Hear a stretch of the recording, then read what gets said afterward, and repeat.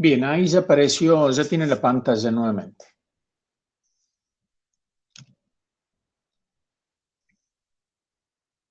Bien, recordemos que esta ecuación, escrita en la forma en esta o en esta, o sea, la penúltima o la antepenúltima, que acá se ha sacado factor común el caudal másico, está expresada en términos, vuelvo a repetir, de energía por unidad de tiempo, es decir, en términos de potencia, es decir, en términos de watt, si hablamos de unidades. Si el caudal másico lo pasamos dividiendo todo, pasamos a trabajar en términos específicos, pasamos a trabajar en joule por kilogramo, en términos de energía por unidad de masa. Bien, acá lo que vamos a hacer, fíjense, en esta ecuación es la misma que antes, habiendo dividido por el caudal másico, es decir, trabajando con energía específica, pero he separado la variación de energía interna térmica. Y acá va a venir el concepto de lo que denominamos pérdida de carga, que lo vamos a desarrollar más adelante, pero acá introducimos la definición y el concepto físico. Supongamos una situación, esta materia no es una materia de transferencia de calor, nos van a importar situaciones en donde no hay un calor aportado o quitado de manera expresa por una fuente externa. Es decir, vamos a considerar flujos adiabáticos del punto de vista de que no hay una fuente externa que esté aportando o quitando calor. Pero a pesar de que esa fuente externa no exista, si vamos a trabajar con el movimiento de fluidos viscosos, en un flujo viscoso, internamente las tensiones de corte van a producir disipación de calor internamente. Parte de esa disipación de calor va a terminar disipándose hacia el exterior del volumen de control. Entonces, fíjense que acá en esta ecuación, la última, además de haber separado la variación de energía interna térmica, el calor por unidad de masa lo he pasado al miembro derecho con signo negativo. Pero ahora consideramos que es un calor disipado de origen viscoso, un calor disipado internamente. Este término, la suma de estos dos términos, la variación de energía interna menos el calor disipado hacia el exterior de origen viscoso, eso le vamos a poner un nombre y se le ha puesto nombre y se le denomina pérdida de carga. Le pongo comillas porque es un bautismo que viene ya históricamente de hace muchísimo tiempo. Uno puede entenderlo de pérdida, pero ¿por qué de carga? Eso no tiene muchas explicaciones, les aclaro. Acéptenlo, pérdida de carga, la miércoles. Lo que sí, tienen que pensar lo siguiente. La fricción interna dentro del volumen de control implica disipación de calor dentro del volumen de control. ¿Me siguen? Por fricción. Parte de ese calor, no tiene por qué ser todo, podría ser todo o no, parte de ese calor va a terminar disipándose a través de las fronteras del volumen de control. O sea, va a ser un calor saliente. ¿Me siguen? Un calor saliente era de signo negativo. Por lo tanto, este término menos Q en realidad es positivo. Este menos Q es positivo, porque el QM es negativo. ¿Recuerdan lo que dije del signo explícito y signo implícito? A su vez, la parte de calor disipado internamente que no se ha ido hacia la atmósfera, a través de las fronteras del volumen de control o hacia afuera del volumen de control, sea la atmósfera o lo que sea, ¿en qué se traduce? En aumento de temperatura del fluido. El fluido que sale termina estando a una temperatura algo mayor que la temperatura del fluido que entra. Por lo tanto, el U2 menos U1, si no es cero, va a ser positivo. Me interesa que quede claro que con esta argumentación física conceptual de palabra, ustedes deberían entender que todo este término de energía disipada es un término positivo. No puede no existir. Que en algunas situaciones sea muy pequeño y no lo tengamos en cuenta, esa es otra cuestión. Pero por defecto lo vamos a considerar en general. Y como caso particular de tal situación, de tal otra situación, lo cuantificaremos y diremos, bien, esto es poco importante, listo, no lo tenemos en cuenta. ¿Está claro esto? Bien. ¿Por qué se le denomina pérdida? Porque como todo calor disipado, no es posible recuperarlo nuevamente. Se termina perdiendo de un punto de vista práctico. De un punto de vista formal de termodinámica, no es energía perdida, es energía transformada. ¿De acuerdo? Pero es equivalente que un doblón de oro que pesa 50 gramos se le cae al pozo negro. Del punto de vista práctico, lo perdieron. Y lo van a querer matar si un hermano de ustedes le dice, no, no te pongas triste que no lo perdiste, simplemente lo cambiaste de lugar. Bien, es algo parecido con esto. La energía cambió de lugar, pero no la pueden aprovechar del punto de vista mecánico.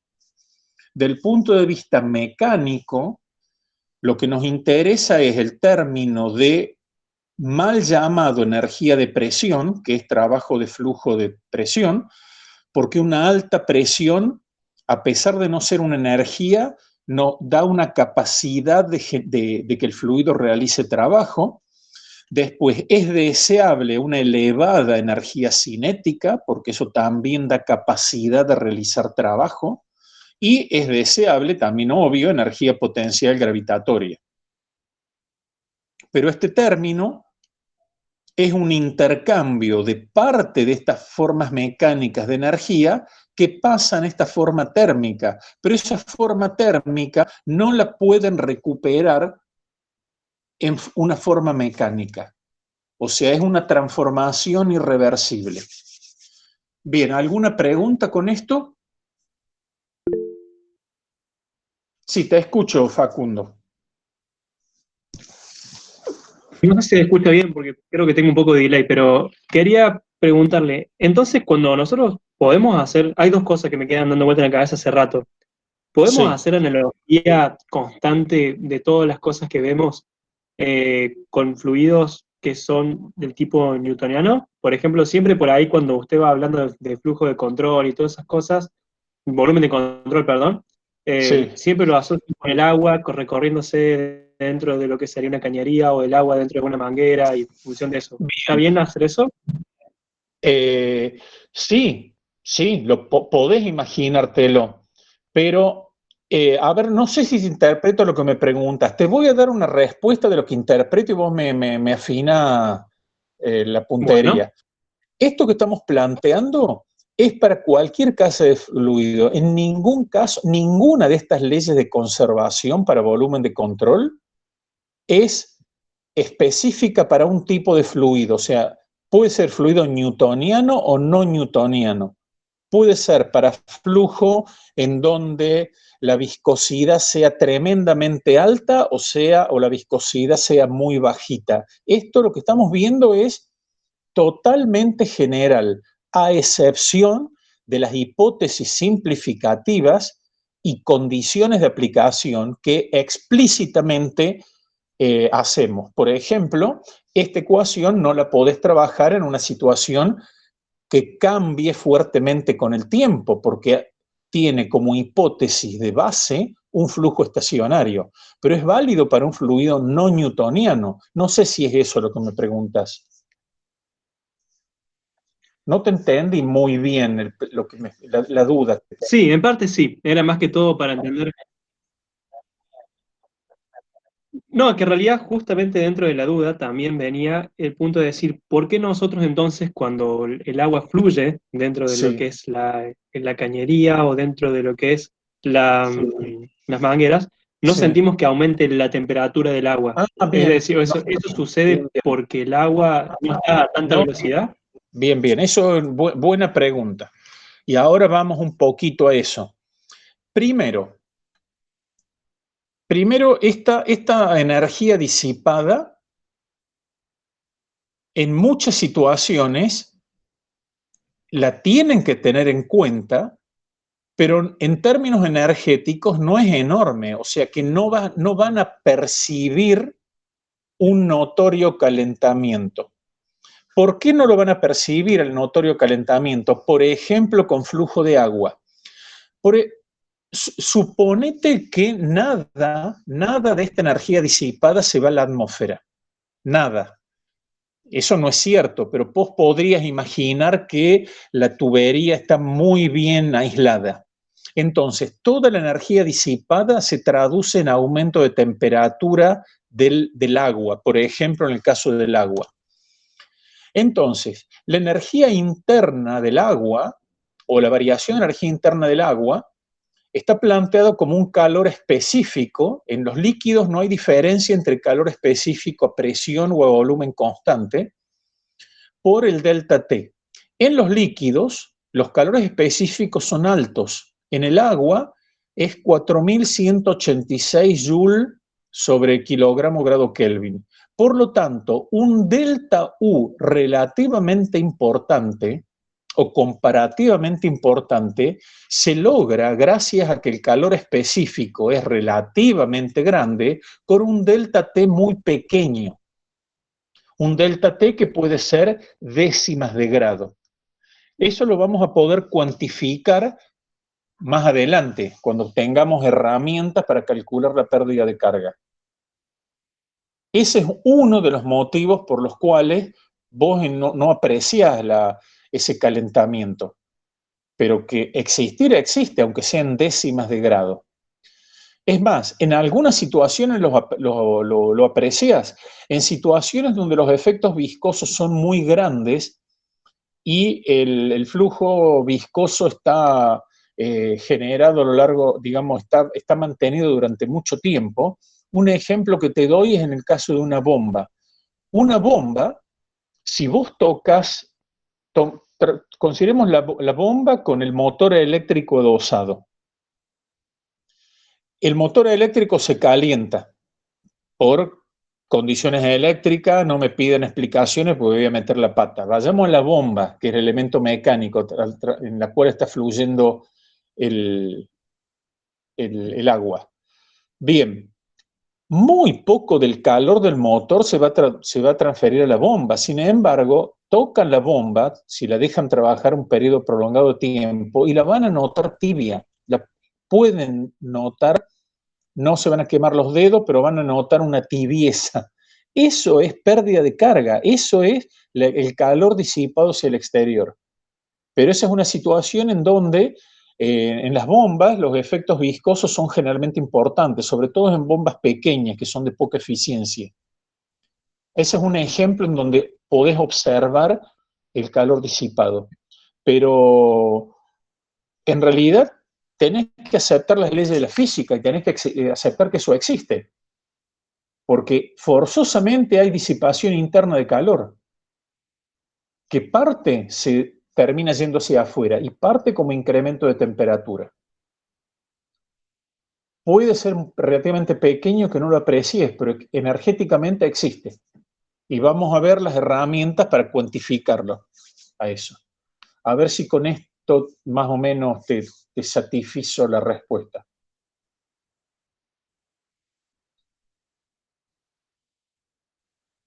Bien. Entonces, cuando hay pérdida de carga, el flujo no es estrictamente isotérmico, pero se considera porque no hay variaciones notorias de temperatura, ¿de acuerdo? Entonces, eso es algo que se usa como aproximación.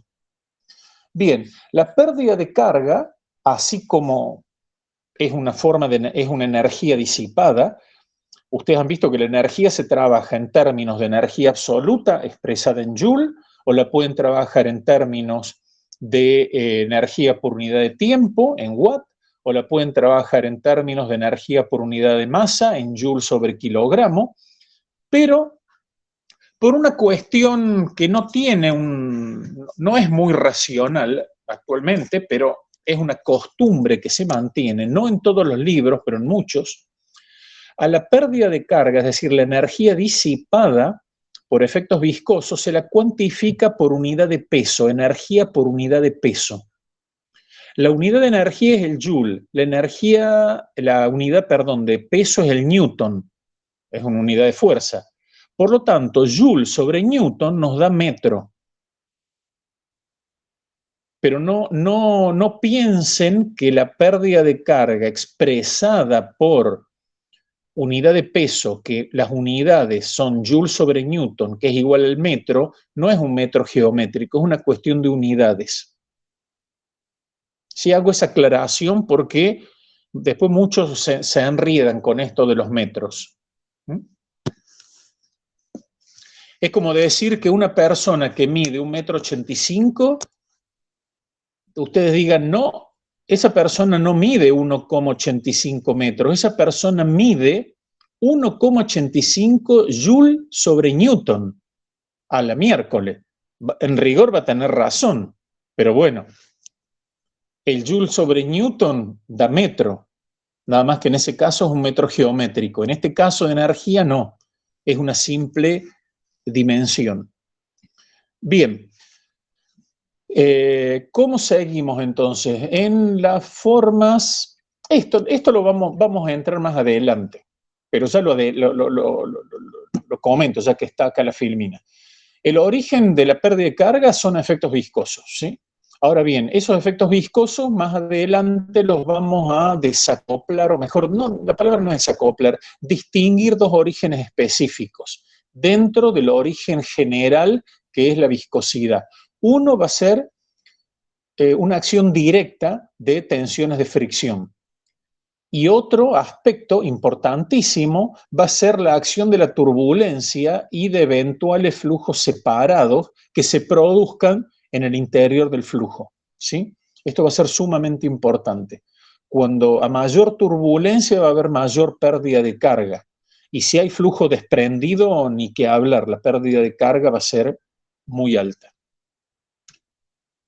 Bien, entonces la ecuación de la energía, ¿cómo la vamos a trabajar en sistemas de flujo estacionario con una sola entrada y una sola salida, eligiendo el volumen de control perpendicular al flujo en entradas y salidas y no existiendo un flujo de calor de origen externo?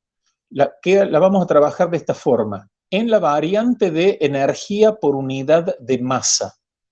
Entonces nos quedan todos estos términos. El término de trabajo de máquina, tres términos, dije 4, hay 2 que son análogos. Los términos V larga, que son las formas de energía útiles, llamémosle, que es energía cinética, potencial gravitatoria y la mal llamada energía de presión. Y por último, la pérdida de carga. ¿Por qué? ¿Por qué está multiplicado por G? Porque el H sub L, como dije, se lo trabaja como energía por unidad de peso. Para recuperar la energía por unidad de masa hay que multiplicar por G. ¿De acuerdo? Analicen ustedes la homogeneidad dimensional para tener en claro el tener que multiplicar por G. Bien, ¿alguna pregunta?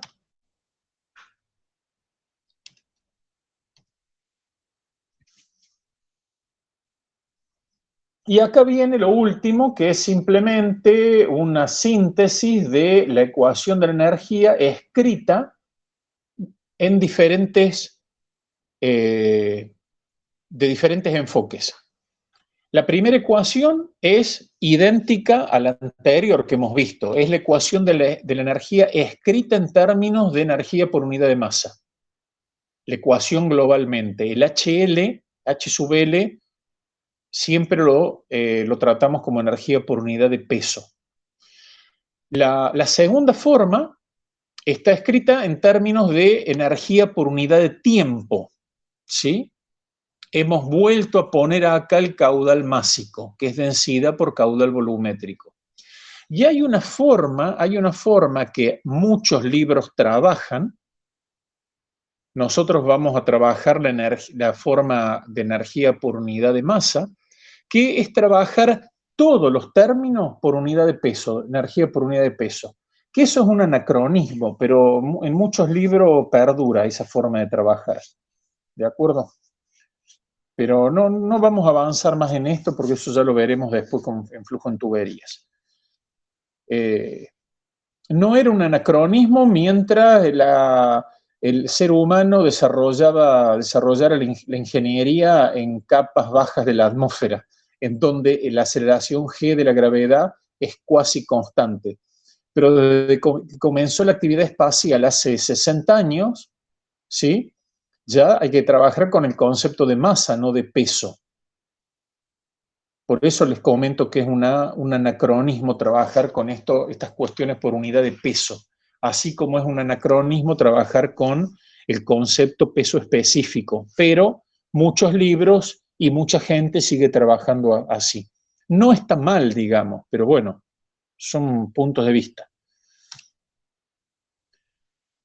Esta es la forma particular de la ecuación, nada más que asumiendo que la máquina que puede existir es una máquina que consume trabajo, o sea que es una bomba o un compresor, en cuyo caso, como sabemos que el W punto de máquina es negativo, acá lo escribimos en magnitud y eliminamos el problema de los signos explícitos. Ya esto nos queda positivo y listo.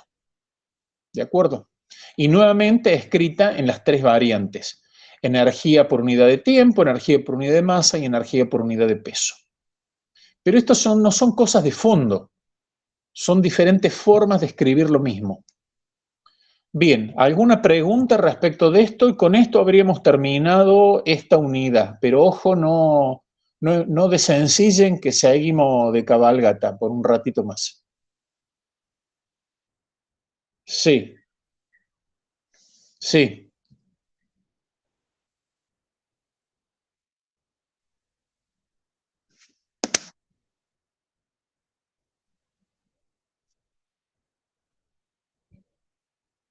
Eso es por pérdida de carga, así es. Sí. Es más, los túneles de viento de circuito cerrado, digamos, de grandes, por ejemplo, el túnel de viento ahí del Yuba, de la Fuerza Aérea, que es un túnel de viento grande, por más que lo han visitado, por más que pueda ser viejo, es un túnel de viento de uso industrial. Ese tipo de túneles de viento de circuito cerrado tienen unas puertas de renovación de aire en el circuito para limitar el aumento de temperatura en periodos prolongados de uso del túnel. O sea, hay que renovar el aire para eliminar el problema del calentamiento excesivo. ¿Cuál es el problema del calentamiento en un túnel de viento? Es que ustedes pueden estar haciendo mediciones al comienzo de los ensayos y al final de los ensayos con una viscosidad del aire que sea relativamente diferente. Entonces le quita homogeneidad a los ensayos. Recuerden que la viscosidad de un fluido, ya sea aire o sea un gas o un líquido, es la propiedad que básicamente está más influida por la temperatura. A pesar de que un gas está bastante menos influido que un líquido, pero de todas maneras la influencia, si uno desea ensayos precisos, tienen que limitar esa influencia. Bien, ¿alguna otra pregunta? Creo que este PDF ya se los había subido al LEB, ¿no? El link, me parece que sí. Bien. Si no tienen preguntas, voy a aprovechar. Ustedes me maldecirán, pero estamos acá para dar clase y para trabajar, y el tiempo que ganemos en futuras clases lo vamos a poder aprovechar, siempre lo vamos a aprovechar, ¿sí? Algún día podemos, si terminamos más temprano, listo, bueno, nos vamos más temprano, pero hoy vamos a continuar con la siguiente unidad, que no la tenía prevista porque pensé que iba a demorar, pensé que no iba a ir tan rápido, que es el tema de relaciones diferenciales.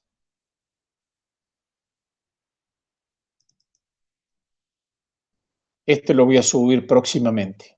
No vamos a avanzar mucho, pero sí son las 21:20. Quisiera seguir no más de 20 minutos, así que no se asusten. Profesor, Sí. disculpe, estuve con problemas de conexión y hay partes de la clase que no pude escucharlas. ¿El link de esta clase la va a compartir también por mail? No, por supuesto, todos los links. Espérate, ¿el link de esto que voy a comenzar ahora, de la unidad 4? De la clase en general.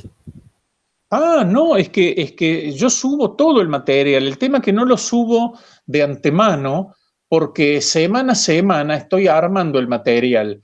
Lo estoy mejorando mucho respecto de, mucho, no sé, eso será discutible, pero estoy tratando de mejorarlo para que sea más completo en vista a esta cursada virtual. Por eso es que no he cargado todo y lo iré cargando semana a semana, pero sí toda la semana estoy cargando en el LEV el material que vamos viendo. Y la idea es que siempre lo voy a tener cargado con antelación a la clase. Ah, bueno, ¿Vos muchas tenés gracias, acceso? Sí, sí. Bien, entonces ahí Eh, tenés que tener la unidad 3. no, sí, yo me refería más a la explicación de la clase en sí, La más que explicación de la clase, la filmación está guardada, se guarda en un drive que yo supongo que ustedes tienen acceso porque está hecho a través de los mails institucionales. Eso es algo Bien. que podemos aclarar ahora. ¿Ustedes tienen acceso, no tienen problemas de acceso a la grabación de las clases o sí? Coméntenme. Si no tengo que yo hacer una... Acá me dicen varios que yo tengo, que no han tenido inconveniente. Te pido por favor que verifiques, porque deberías tener acceso. Bueno, ahora lo verifico y nada, eso era todo. Y Gracias, profe. escribime, cualquier dificultad, escriban.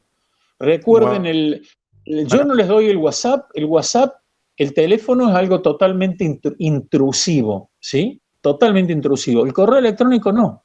Ustedes me pueden mandar correo electrónico a las 3 de la mañana, que yo, cuando me levante, cuando tenga ganas, no cuando tenga ganas, o sea, sí, cuando tenga ganas, pero de un día para el otro les voy a responder. Entonces, la menor dificultad, escribime.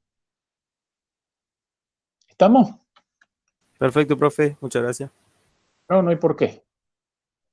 Bien, vamos a ver, esto no lo tengo en PDF. Vamos a ver ahora las ecuaciones de conservación. ¿Cuáles son? Masa, cantidad de movimiento, energía, pero las vamos a ver de un punto de vista diferencial para una partícula fluida.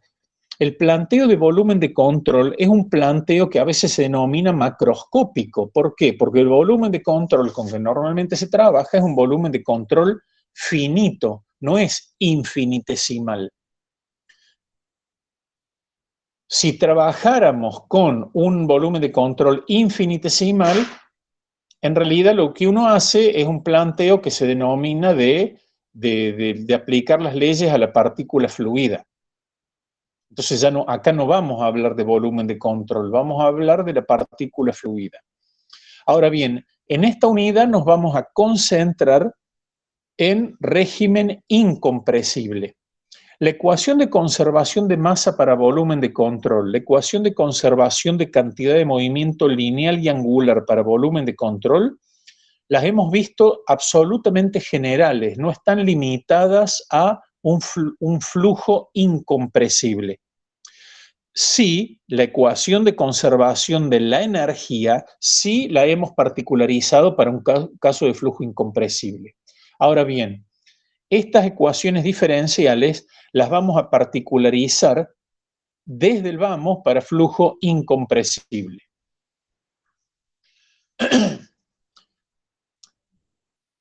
Bien, el planteo de volumen finito, recordemos, ustedes eligen un volumen finito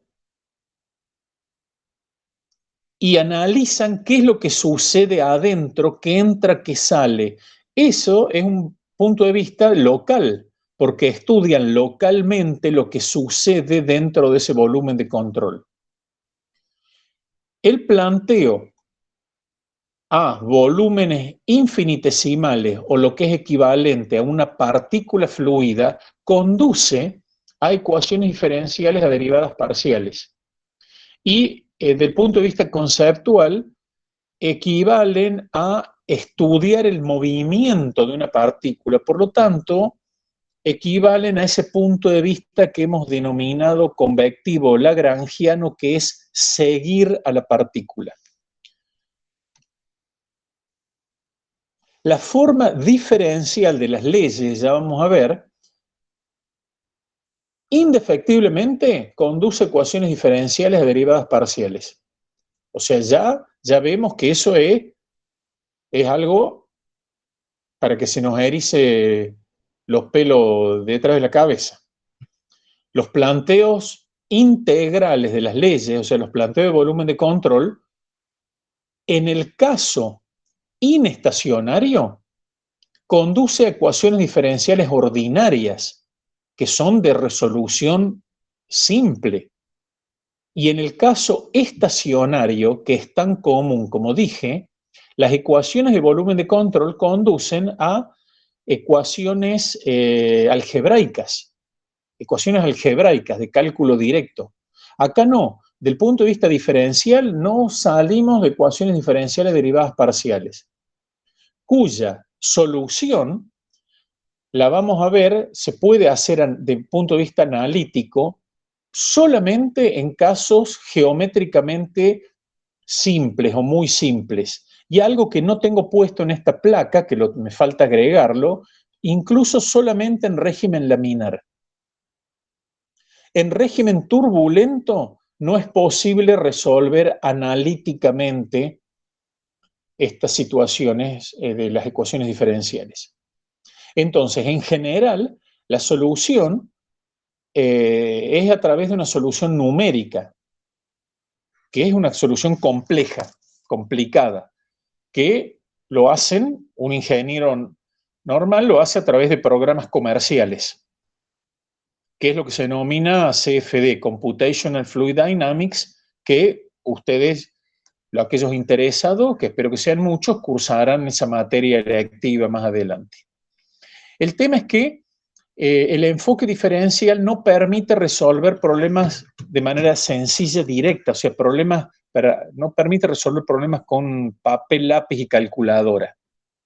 Sí tienen como ventaja que la solución de estas ecuaciones diferenciales complejas, aún siendo numérica, explican en detalle el movimiento fluido, cosa que no hace el enfoque de volumen de control. El enfoque de volumen de control requiere para el planteo conocer cómo se mueve el fluido, pero no explica por qué el fluido se está moviendo como se mueve, ¿sí? El enfoque de volumen de control es muy fenomenológico, hay que conocer del punto de vista empírico, que es muy sencillo, el cómo se mueve el fluido, pero no proveer respuestas de por qué se mueve como se mueve. ¿Se entiende? En cambio, el empleo de la resolución de las ecuaciones diferenciales y el estudio de esas ecuaciones permite entender y explicar por qué el movimiento fluido es como es. Y lo vamos a ver en alguno de estos casos, como les decía, de solución analítica. Bien, lo que sí me interesa que veamos, lo adelanto ahora como un poco corolario, porque con esto que adelanté, ustedes se esperan que esta unidad sea una especie de desierto absoluto de una artillería matemática intimidante, pero vamos a ver que dentro de esa artillería matemática está escondido el cómo y por qué se mueve el fluido. Lo que sí, eso lo vamos a ver analíticamente en situaciones sencillas, pero como botón de muestra va a ser extremadamente útil. Bien, empecemos por lo primero que vamos a cubrir, y es lo único que vamos a cubrir el día de hoy, que es la ecuación diferencial de conservación de la masa, que también se la denomina ecuación de continuidad. Fíjense, para un volumen de control rígido, que dijimos que normalmente por defecto consideramos un volumen de control rígido, un minuto.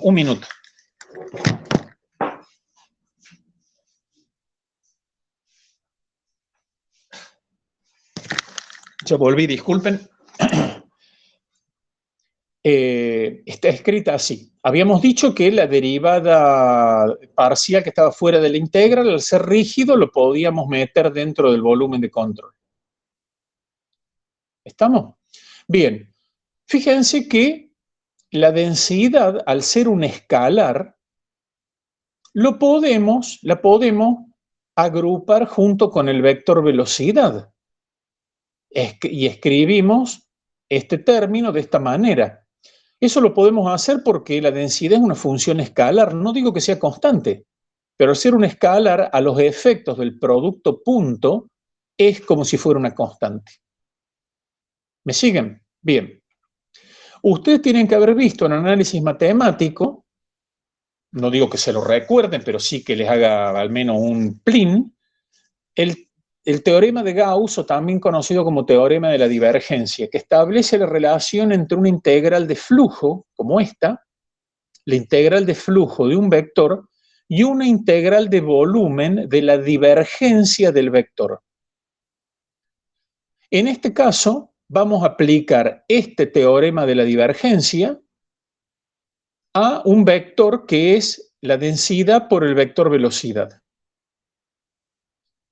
O sea que reemplazamos esto aquí, esto lo reemplazamos acá, y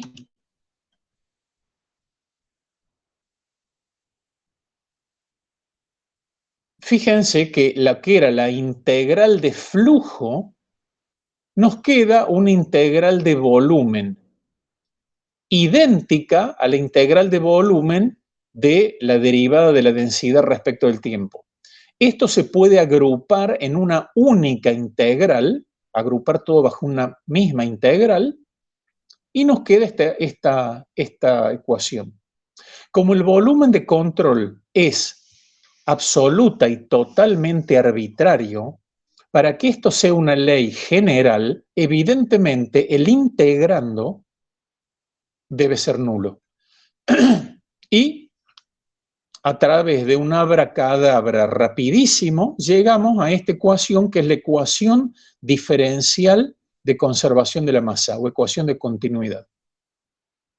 Este planteo es muy rápido y muy sencillo haciendo uso de esta herramienta teórica que es el teorema de la divergencia.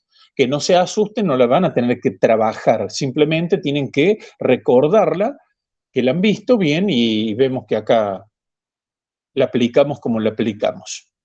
Bien, esta ecuación Esta ecuación es una ecuación escalar. Recordemos, la divergencia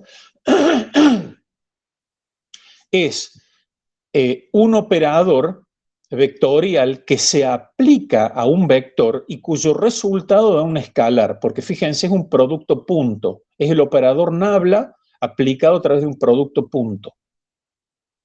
Entonces, escrita de esta manera, en forma vectorial, es válida para cualquier sistema de coordenadas.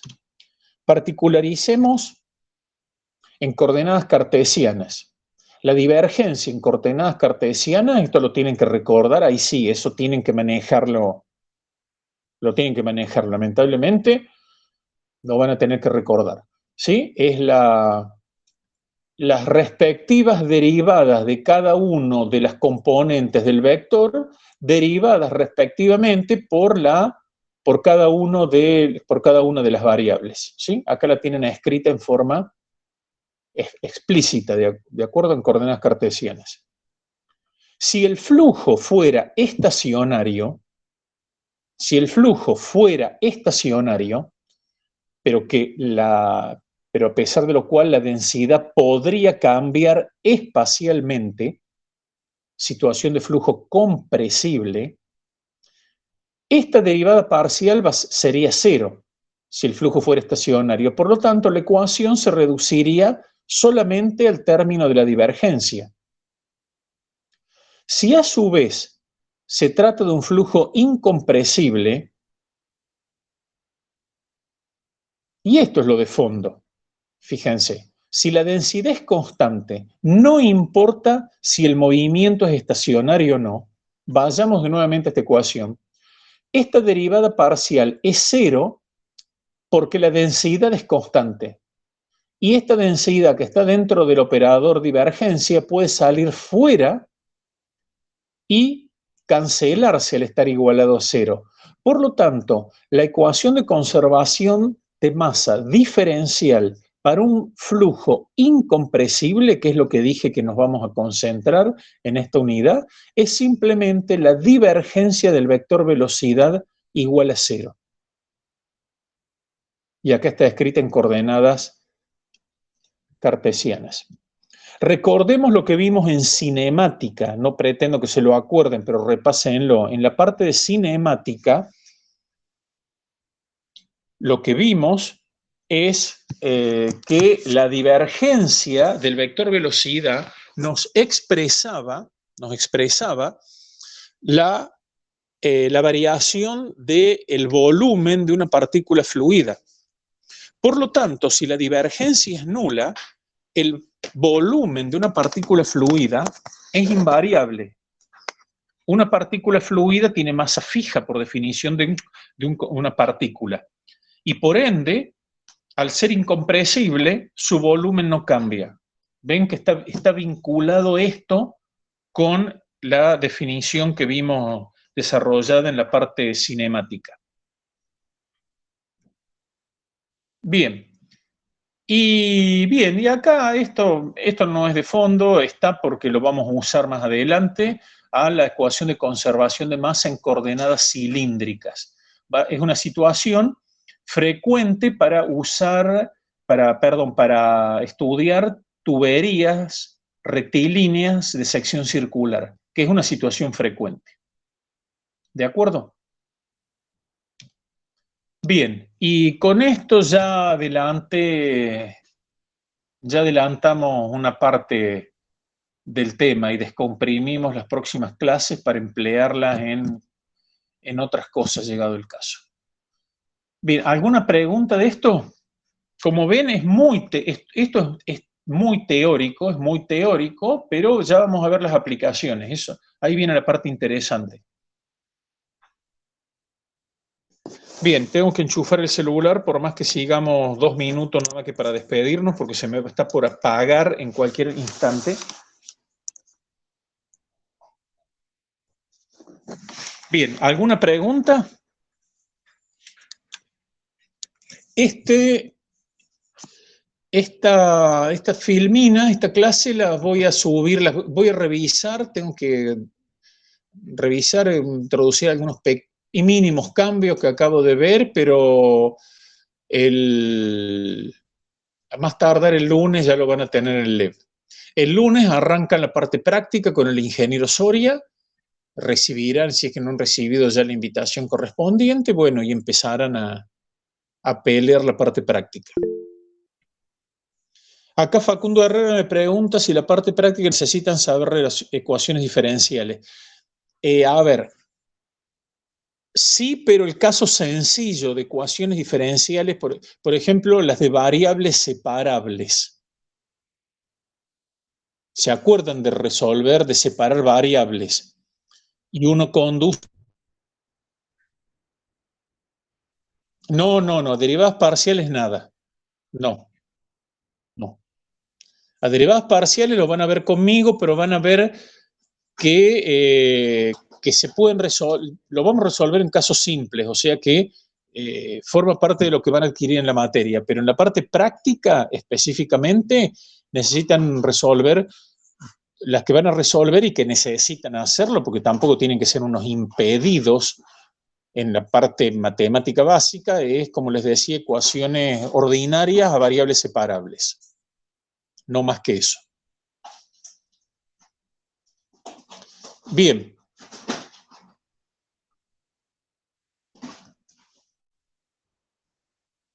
Entonces, nos vemos en una semana. Saludos a todos, buen fin de semana y suerte el lunes. Muchas gracias, profe. Hasta luego. Cualquier duda me escribe.